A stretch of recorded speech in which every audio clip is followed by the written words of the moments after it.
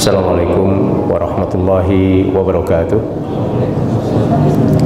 Innal hamdalillah nahmaduhu wa nasta'inuhu wa nastaghfiruh wa na'udzu bihi min syururi anfusina wa sayyiati a'malina may yahdihillahu fala mudhillalah wa may yudlilhu fala hadiyalah.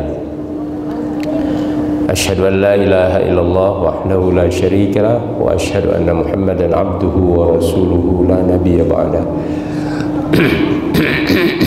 Allahumma fassalli wa sallim ala abdika wa rasulika Muhammad wa ala alihi wa ashabihi wa man tabi'ahu wa wala. Wa ba'd, usikum wa nafsi bitaqullah faqad fazal muttaqun. Jemaah sekalian yang dirahmati Allah, sesi pertama ini kita akan lanjutkan penggalan terakhir dari ayat 124 surah Al-Baqarah dan diikuti dengan ayat berikutnya 125 kalau ada waktu dengan izin Allah. Dan di sesi kedua nanti insya Allah selama lebih kurang 30 menit sebagaimana biasa kita isi dengan diskusi dan tanya jawab.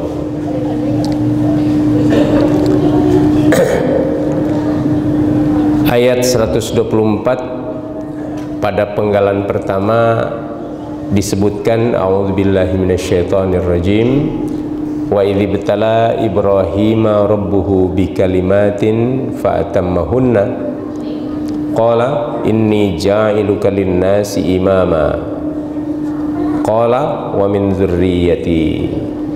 Dan di penggalan terakhir malam hari ini insyaallah akan kita pelajari qala la yanalu ahdiz zalimin.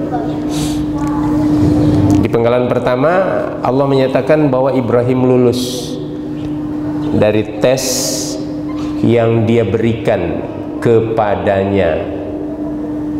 Wa idz ibtala Ibrahim rabbuhu bikalimat. Ibrahim dites dengan beberapa perintah. Fa'atammahunna, dan Ibrahim menyempurnakan seluruh perintah itu.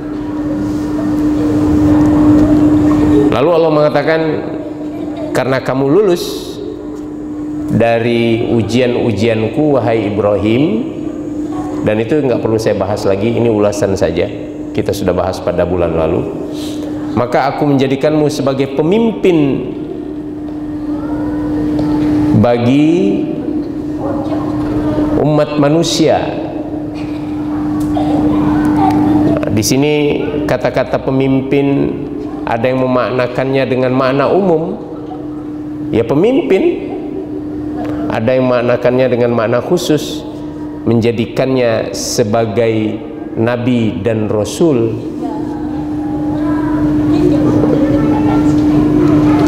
Tetapi kalau melihat kepada umumnya redaksi, maka makna yang mengatakan bahwa pemimpin secara umum mencakup juga sebagai nabi. Nabi juga adalah pemimpin.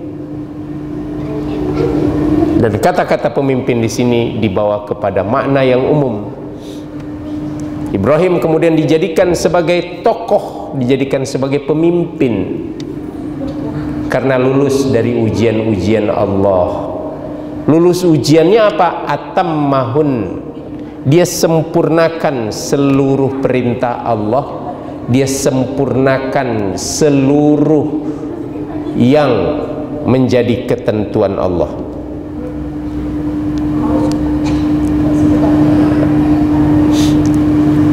Maka pelajarannya adalah pemimpin sejati itu adalah pemimpin-pemimpin yang menyempurnakan hak-hak Allah. Hak-hak Allah untuk dirinya, hak-hak Allah untuk umat, dan hak-hak Allah atas seluruh makhluknya. Itu disempurnakan oleh Ibrahim. Maka di dalam ayat lain dalam surah Asy-Syura disebutkan, Bismillah,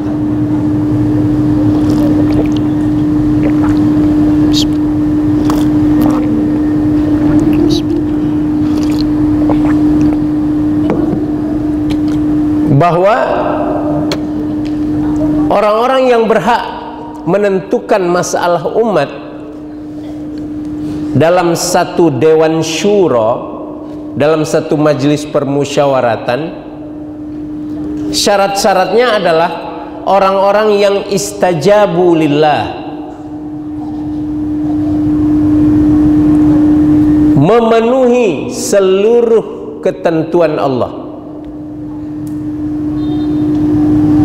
Salat, zakat. Makanya baru Allah katakan amruhum syura bainahum. Maka mereka untuk menentukan apa saja kehidupan mereka, mereka bermusyawarah. Kok bau-bau politik? Iya, ini ayat politik. Politik dalam Islam itu didasari atas kepatuhan kepada Allah Subhanahu wa ta'ala, bukan atas kemaksiatan kepada Allah Subhanahu wa ta'ala. Baik kemaksiatan karena kejahilan, karena ketiadaan ilmu, udah jelas tak ada ilmu, pengen juga jadi wakil rakyat, akhirnya maksiat kepada Allah.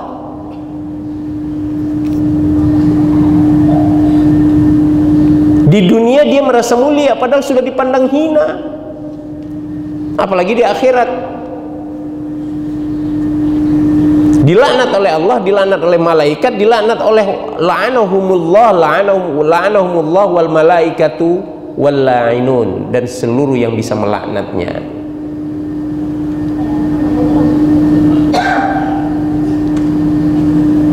Jadi ketentuan untuk badan legislatif di dalam Islam itu syaratnya. Jadi kalau ada orang mengatakan jangan bawa-bawa agama dalam politik, orang jahil atau orang fasik atau orang kafir yang menolak ketentuan Allah dalam mengatur kehidupan manusia. Politik itu untuk mengatur kehidupan manusia, untuk kemaslahatan manusia. Maka dalam berpolitik harus patuh kepada Allah. Nah, untuk menjadi pemimpin eksekutifnya, lihat, ibtala Ibrahima rabbuhu bikalimat atammahunna, itmam, menyempurnakan seluruh ketentuan Allah. Orang yang sudah berusaha menyempurnakan seluruh ketentuan Allah, dia yang layak jadi pemimpin. Ini ayat ini mengajarkan itu. Allah bercerita tentang Ibrahim. Apa iktibar kita? Apa iktibar kita? Apa pelajaran yang bisa kita ambil dari cerita Allah tentang Ibrahim?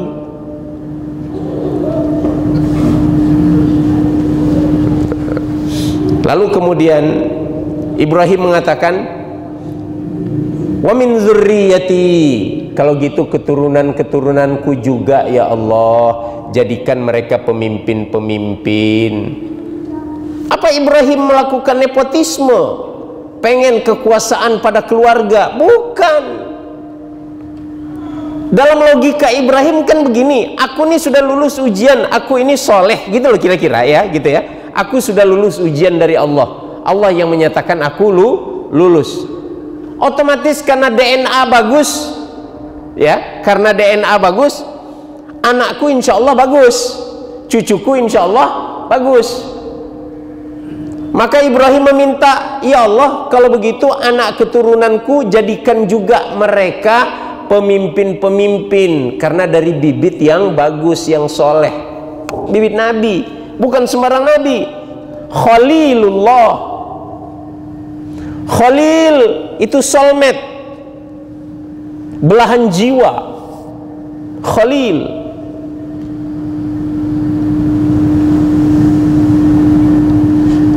Bukan sembarang Nabi.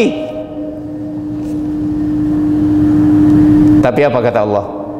Qala, Allah jawab, la yanalu ahdi az-zalimin.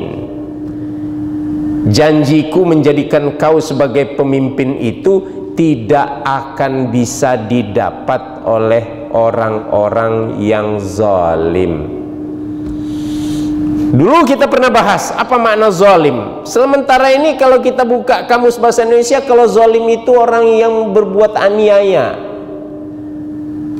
orang yang menganiaya orang lain, itu dikatakan zalim. Itulah keterbatasan literasi bahasa Indonesia. Zalim dalam pengertian Islam, dalam pengertian bahasa Arab sebenarnya orang yang keluar dari pakem. Orang keluar dari pakem, zalim, menggelapkan. Zalama itu gelap, zalim menggelapkan. Apa yang digelapkannya? Masa depannya digelapkan. Ini jalan lurus, jalan ke jalan ke Bulu Rampai ini misalnya nih.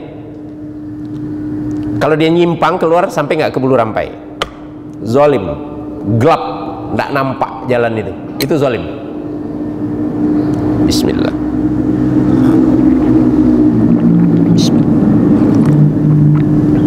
Dalam sebuah hadis yang diriwayatkan oleh Imam Al-Bukhari, Rasul menggaris di atas tanah, seret, hadza sirat. Dia garis lurus, dia mengatakan hadza sirat, ini yang dimaksud jalan lurus itu. Kemudian dia garis di samping-sampingnya, wahadihi subul, yang di samping-sampingnya ini jalan-jalan. Di atas setiap sabil itu ada setan yang nongkrong. Jadi ketika keluar dari sirat, keluar dari pakem, masuk ke jalan-jalan arteri tadi, itu masuk kepada kegelapan, tak nampak jalan yang lurus ini. Itu maksudnya zalim. Jadi zalim dalam bahasa mudahnya adalah pembuat dosa. Zalim dalam bahasa mudahnya adalah pembuat dosa.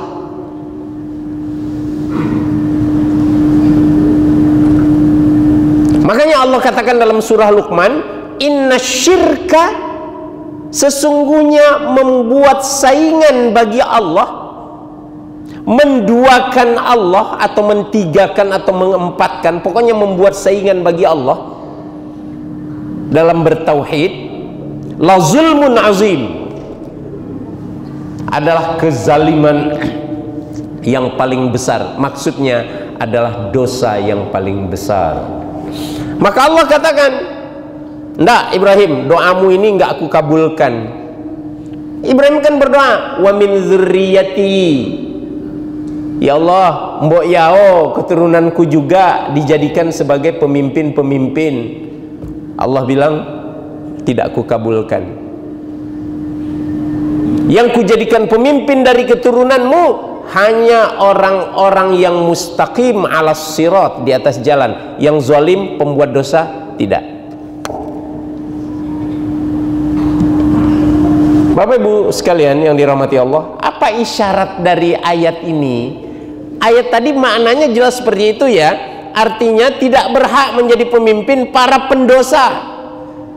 Apakah dosanya dosa PHP, apakah dosanya dosa pembohong, apakah dosanya dosa pemalsuan data, apakah dosanya dosa pura-pura orang bertakwa, atau hafal 40 juz, misal hafal Al-Quran 40 juz misalnya. La haula wala quwwata illa billah. Tidak berhak. Tapi apa makna yang tersirat dari ayat ini? Allah seakan-akan mau mengatakan, Ibrahim, anak cucumu itu nanti ada yang zalim. Walaupun kamu kakeknya adalah khalil bagiku, adalah khalili, adalah soulmateku, sahabatku, gitu loh. Tapi bukan jaminan bahwa anak cucumu juga semua soleh.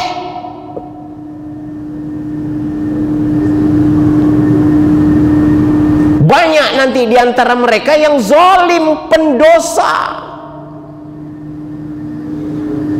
Nah, puak-puak yang zalim pendosa itu walaupun cucu kamu nggak masuk hitungan. di luar orbit, kafir. Itu anak Nabi Nuh ada yang kafir enggak? Hah?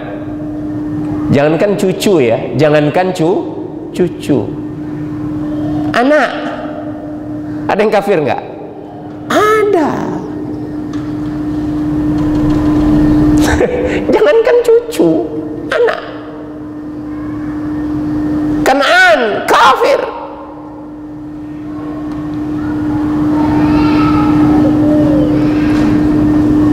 Jadi kalau Allah mengatakan begitu, kita harus sadar, jangan terkecoh. Siapa di sini, siapa manusia di muka bumi ini yang bukan keturunan Nabi? Angkat tangan. Ada nggak di antara bapak-bapak yang bukan keturunan Nabi? Mungkin keturunan monyet. Ada? Sebagaimana teori evolusi Darwin. Ada? Semua kita keturunan Nabi. Tapi anak Nabi Adam bapak yang merasakan surga. Dan dia mungkin boleh dikatakan manusia ketiga, anak sulung. Kafir nggak? Hah? Kafir. Apa mendapat rahmat Allah? Tidak.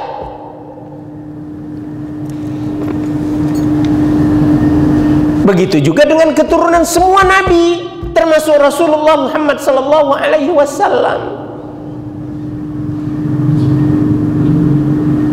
Saya cucu Nabi, jangan macam-macam dengan saya. Ya, kalau kamu soleh, kamu memang berhak untuk mendapatkan kemuliaan kakekmu Muhammad sallallahu alaihi wasallam. Tapi kalau kamu bajingan, mendukung kezaliman,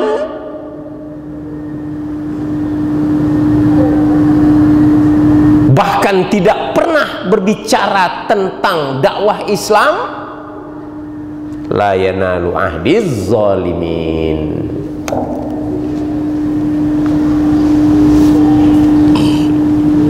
Kenapa saya ngomong kayak begini? Karena memang tafsirnya seperti itu. Sangat disayangkan sekarang ini ada generalisasi. Kalau dalam ilmu mantik, ilmu falsafah, itu namanya sur'atut ta'mim.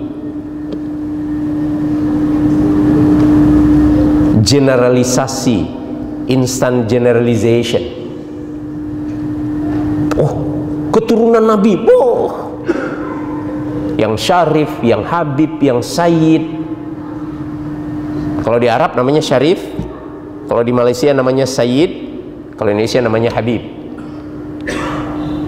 Saleh, memperjuangkan Islam, menegakkan syariah, anti kezaliman. Yes, Anda berhak mendapat kemuliaan sebagaimana yang didapat oleh kakek Anda. Dan ada sebuah hadis, saya lupa hadisnya, saya pernah baca di dalam buku apa namanya, Akhir Zaman, yang tebal kayak begini. Saya nggak hafal hadisnya. Yang dimaksudkan dengan keturunanku adalah mereka yang mengikuti ketentuan Allah dan sunnahku. Kira-kira begitu. Adapun yang keluar dari ketentuan Allah dan sunnahku bukan keturunanku, bukan ahlul bait. Jelas Rasul mengatakan begitu, dan jelas ayat Al-Qur'annya. Ini yang harus kita fahami, la yanalu ahdiz zalimin. Maka kita bapak-bapak, kita yang kiai, kita yang buya, kita yang ajengan, kita yang tuan guru, bagus juga kata-kata grup Nasyid Raihan itu. Iman tak dapat diwarisi dari seorang ayah yang bertakwa. Ia tak dapat dijual beli. Apa maksudnya? Jangan mentang-mentang kita sudah rajin ke masjid, kita sudah kiai, kita sudah buya, kita sudah ustadz, kita sudah haji, kita lupa untuk juga membimbing anak-anak kita untuk mendapatkan nikmat yang sudah Allah berikan kepada kita berupa iman dan Islam. Hati-hati. Ini yang sering kita terbuai dengan penghormatan orang kepada kita, lupa kita turunkan kepada anak kita. Maaf, saya sempat beberapa tahun di Pakistan, India, Bangladesh menemani kawan-kawan. Di sana kalau sudah ayahnya mullah itu kalau kita buya, anaknya walaupun nggak bisa baca Quran dipanggil buya juga tuh, mullah juga tuh. Kalau kita di sini mungkin kalau istilah panggilan mullah karena bapaknya itu mullah, sini mungkin macam Gus. Nah ini gara-gara Gus, ada kawan saya pendukung Ahok, Pak. Bapaknya bukan kiai dan dia pun preman, tapi karena namanya Agus sekarang dibuangnya A-nya jadi Gus. Kemana-mana pakai serban ceramah, la haula wala quwata illa billah. Kawan saya tuh, kawan saya 6 tahun sama-sama di pesantren sama saya. Lupa ayat ini, la yanalu ahdiz zalimin. Dan kita juga banyak lupa. Saya pernah dengar ceramah, maaf, dari seorang ustadz sudah almarhum, ghafarallahu lahu, amin insyaallah. Dia dengan ketawa mengatakan, saya pernah dikomplain oleh jamaah, katanya anak ustadz itu masya Allah, maksudnya dirinya, anak ustadz itu masya Allah madalnya minta ampun. Nah, bahasa Kampar itu, dogilnya minta ampun, sangat nakal. Ya saya bilang aja, ya tolonglah bantu mendidik. Biasa anak ustadz nakal itu biasa, karena ustadznya terus sibuk ngurus umat. Ini salah, ini keliru. Anak Nabi Nuh kafir bukan karena Nabi Nuh tidak mendakwahi dan membimbing anaknya. Anak Nabi Adam Kabil, yang di dalam Israiliyat namanya Kabil, dalam terminologi hadis tak ditemukan istilah Habil atau Kabil itu. Nah, ini terminologi Israiliyat, kita gunakan aja lah sementara untuk identifikasi. Bukan tidak dididik oleh Adam sampai maksimalnya Adam mengatakan, sudahlah beginilah, serahkan nasibmu kepada nasib kalian berdua kepada Allah, berkorbanlah kalian, lihat siapa yang korbannya diterima oleh Allah. Itu sudah puncaknya itu, dan diterima dari adiknya, walam yutaqabbal minal akhar, dan tidak diterima dari abangnya. Sudah dididik oleh Adam. Nabi Nuh sudah mendidik anak-anaknya, tapi Allah membuktikan bahwa hidayah itu bukan kau yang memberikan. Innaka la tahdi man ahbabta, bukan kamu yang memberi hidayah kepada siapa yang kamu kehendaki, walakinnallaha yahdi man yasha, tapi Allah yang memberikan hidayah itu kepada yang dia kehendaki. Kita hanya menyampaikan. Sekarang masalahnya dibalik, hidayah itu kan urusan Allah, sudahlah cuekin aja, enggak bisa. Nah ini bagi kita bapak ibu, ingat itu kewajiban kita. Itu yang Allah sindirkan kepada kita melalui Nabi Ibrahim, la yanalu ahdiz zalimin. Keturunanmu nanti Nabi, wahai Ibrahim, akan ada yang fajir, fasik, bahkan bisa jadi ada yang murtad. Nggak percaya, lihat silsilah Nabi Muhammad SAW dari Muhammad sampai ke Ismail. Ya, saya nggak hafal siapa aja. Saya bukan macam Adi Hidayat bisa hafal, hebat betul ya. Saya mau tanya, dari Nabi Muhammad sampai ke Nabi Ismail, di tengah-tengah itu beriman semua atau banyak yang kafir? Hah? Beriman semua atau banyak yang kafir? Rata-rata kafir. Siapa mereka? Anak cucu Nabi Ismail. Emang Ismail anak siapa? Anak Nabi Ibrahim.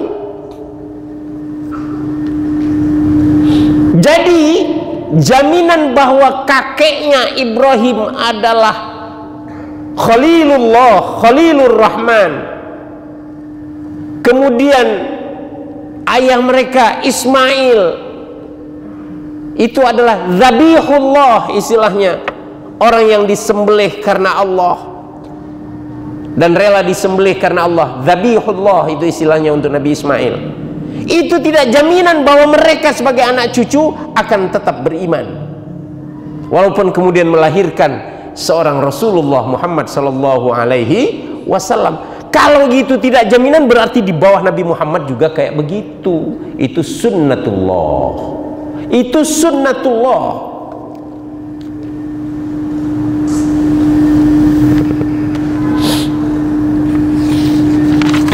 Maka pastikan kalau kita mau mendapatkan derajat yang mulia di muka bumi dan derajat yang mulia di akhirat, pastikan kita tidak menjadi orang-orang zalim.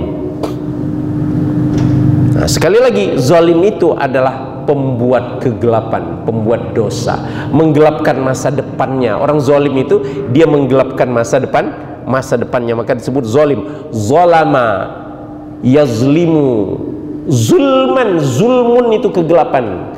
Fahuwa zalim, dia adalah pembuat kegelapan. Apa yang digelapkannya? Masa depannya.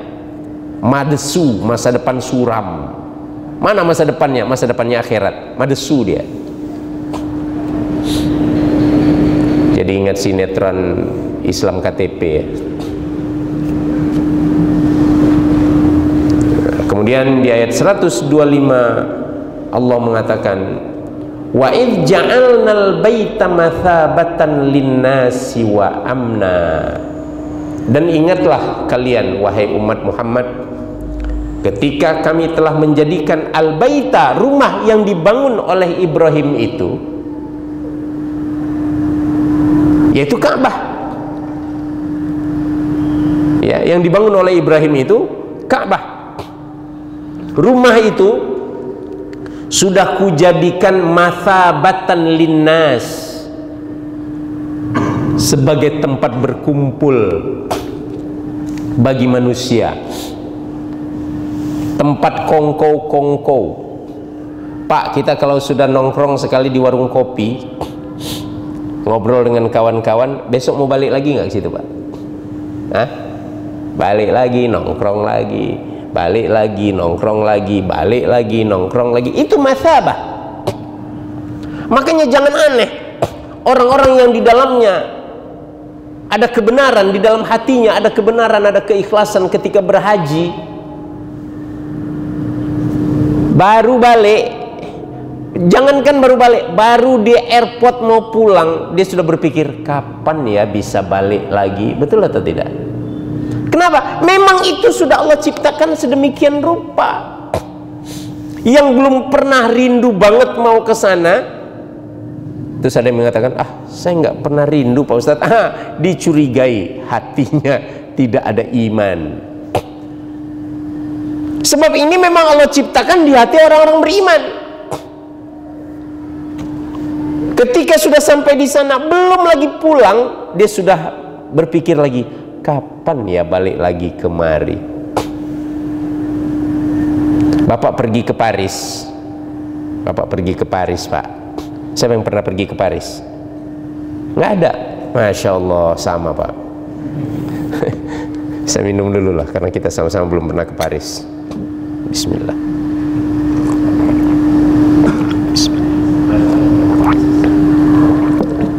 Bukan Pariaman dan sekitarnya.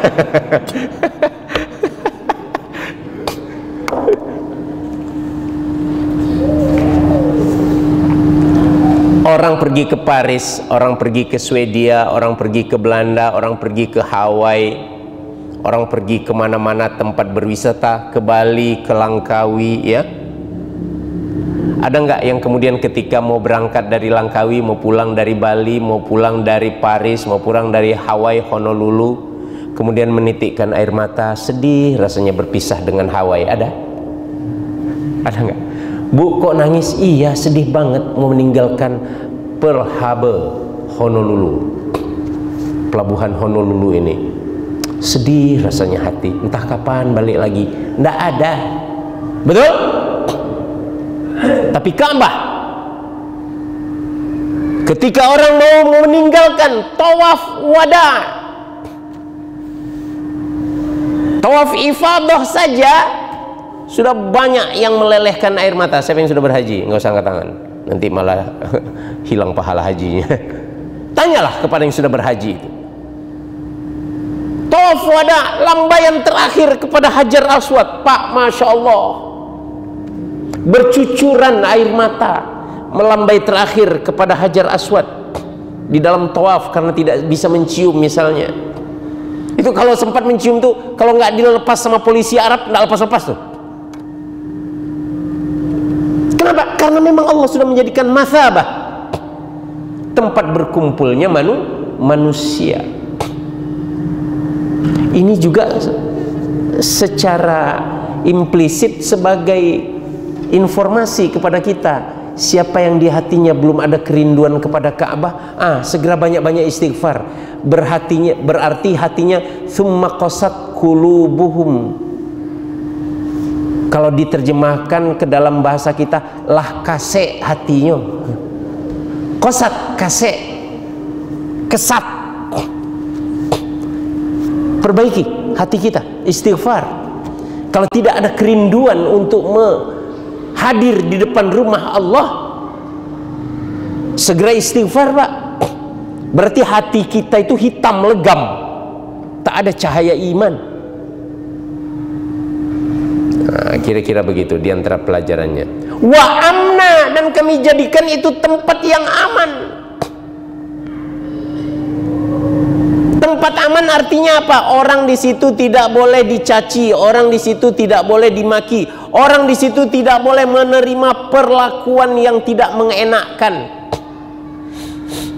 Makanya orang-orang Indonesia yang nggak punya paspor, yang nggak punya iqamah, tinggal di Saudi, dikejar-kejar polisi masuk Masjidil Haram, aman. Jadi kalau nggak mau ditangkap di sana, nggak ada visa atau segala macam, tinggal aja di Masjidil Haram. Oh, mati kelaparan? Enggak. Setiap hari ada orang bersedekah roti, susu, pisang, rokok nggak ada, Pak. Gudang garam nggak ada. Mohon maaf ya, nggak ada.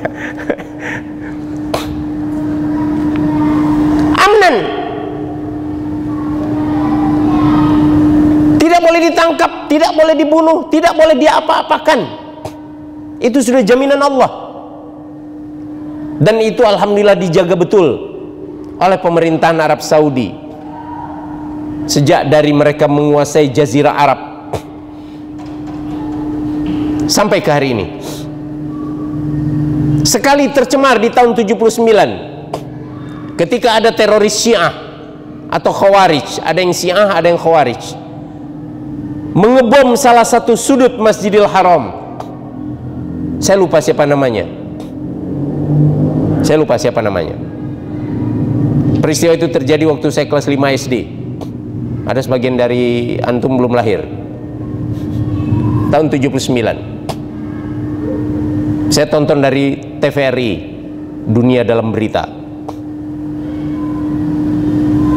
Akhirnya ditembak mati. Kenapa? Karena mereka membawa senjata dan bom dan membunuhi jamaah yang sedang berhaji.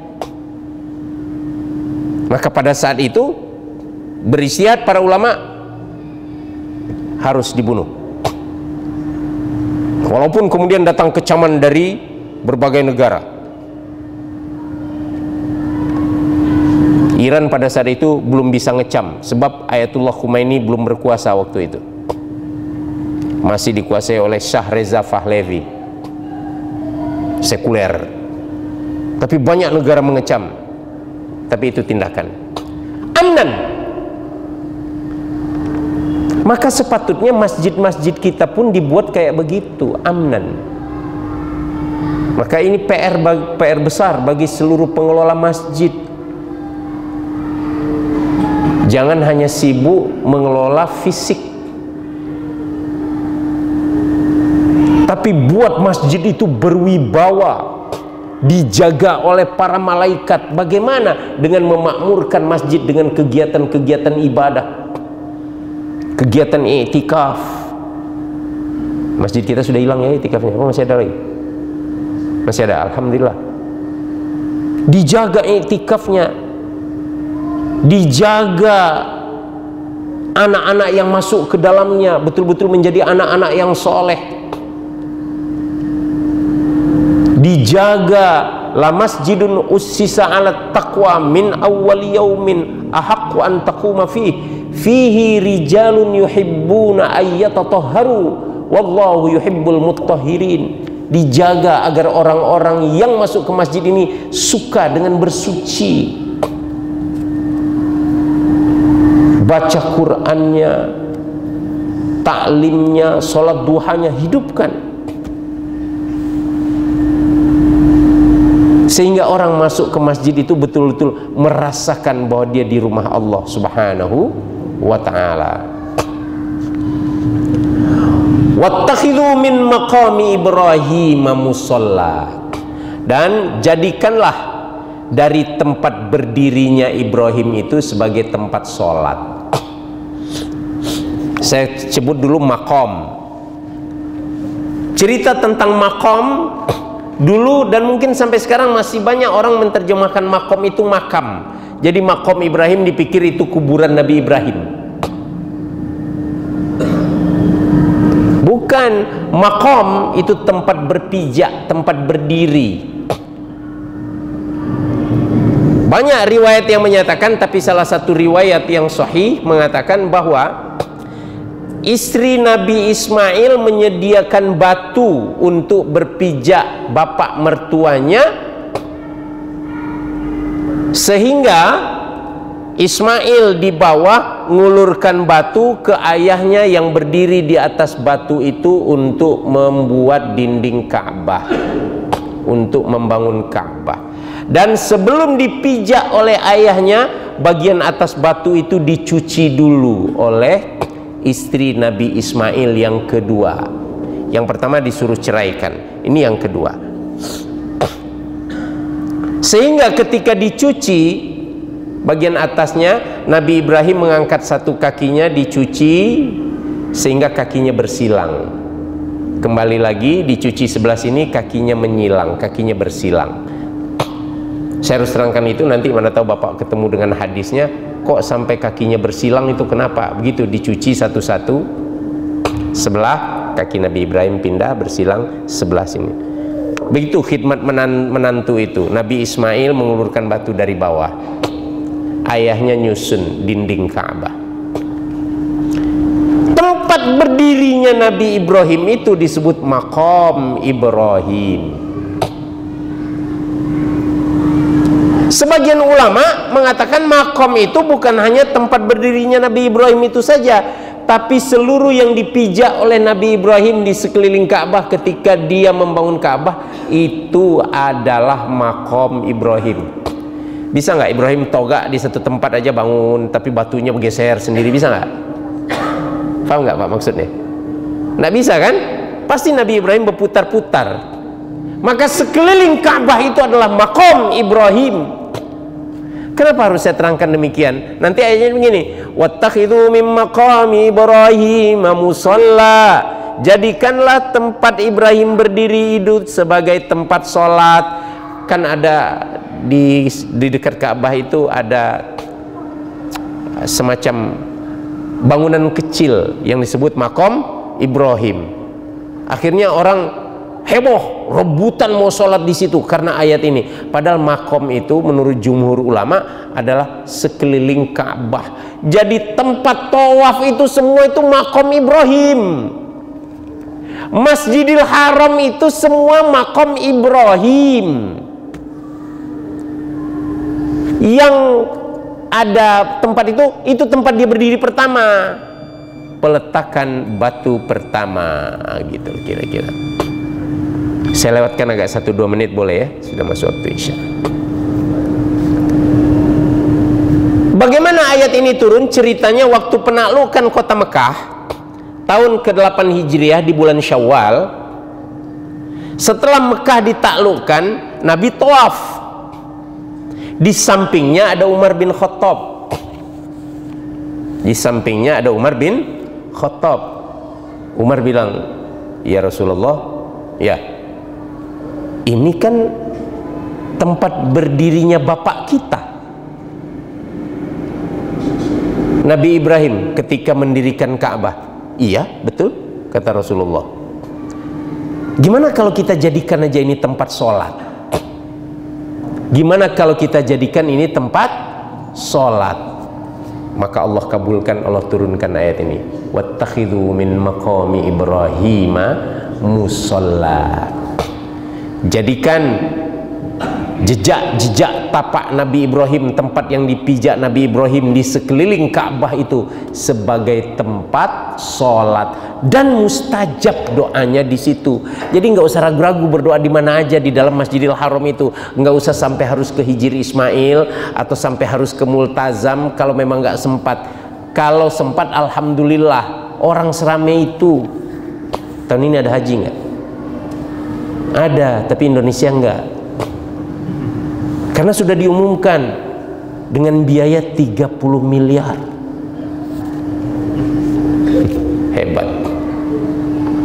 Nah, kira-kira seperti itu. Mudah-mudahan apa yang kita bahas pada malam hari ini dapat bermanfaat bagi kita, baik sebagai informasi dan juga sebagai pelajaran. Kita sambung dengan sesi tanya jawab insyaallah pada sesi kedua sesudah salat Isya. Subhanakallahumma bihamdik, asyhadu an la ilaha illa anta, astaghfiruka wa atubu ilaik. Kurang lebihnya saya mohon maaf. Assalamualaikum warahmatullahi wabarakatuh.